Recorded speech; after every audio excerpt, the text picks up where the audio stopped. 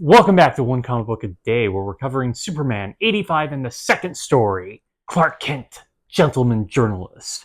A story that once again can't quite deal with the original conflict it brings up. It's not exactly a death sentence for these stories, and it's fine to say set up one story and then have something completely different kind of derail it. There are good versions of that story. It just hasn't been working for Golden Age Superman. And I kind of wish it would focus on solving the problem it originally establishes, especially with such a low amount of time they have if they're just going to tell one story in 14 pages. We need to get like the basics right before we can really start playing with it, or at least get another issue worth of story. The publisher of the Daily Planet is sick and he has to go away for a while, so his wife, or possibly mother, it's never quite specified, has taken over. She hates sensationalism and anything exciting in the newspaper, so the newspaper is going to die. They can't even report on Superman because he's too sensational. So the conflict they've set up here is that the newspaper can't actually report on the news, and we have to somehow convince her to let that happen. Is that what's going to happen?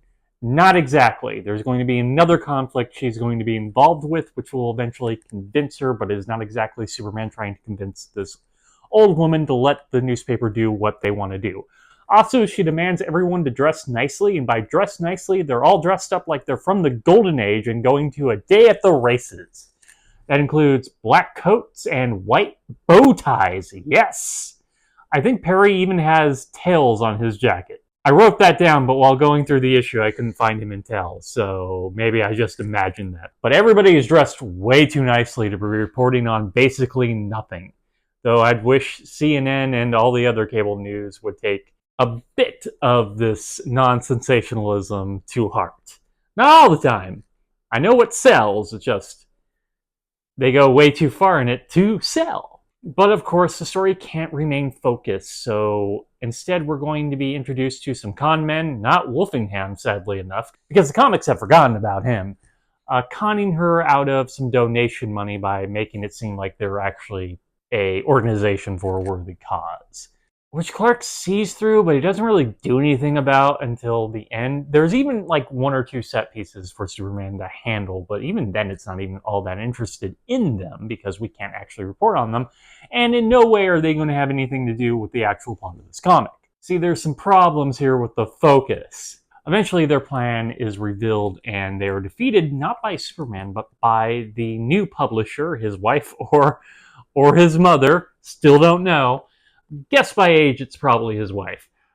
Using her acrobatic skills that we found out earlier she has from a history of being an acrobat, so Chekhov's acrobat, beats up these guys, and by doing that and being exciting, she actually wants to restore the paper. Isn't that a bit nonsense reason for all of this to happen? Like, there were so many ways to go at this, and I'm not saying that her doing something adventurous and figuring out that, hey, sensationalism isn't that bad, is a terrible way of finishing the story. I just think they needed to get better at dealing with the original conflict without extra baggage. And once we can do that, we might be able to do something like this a lot more effectively. Okay, that is it from Superman 85 and the second story, Clark Kent, Gentleman's Journalist. Such a weird title for this. If you enjoyed this video, please like and subscribe, hit the bell icon to get notifications when new video is up. I do this Monday through Friday, but Fridays is Bat Friday, where I cover a Batman story and other Detective Comics or Batman. And until next time, let's ponder the question, whatever did happen to the man of tomorrow. Whatever happened to the publisher? Because the publisher never comes up all that often until like Lex Luthor buys the paper or something. Okay, have a great day.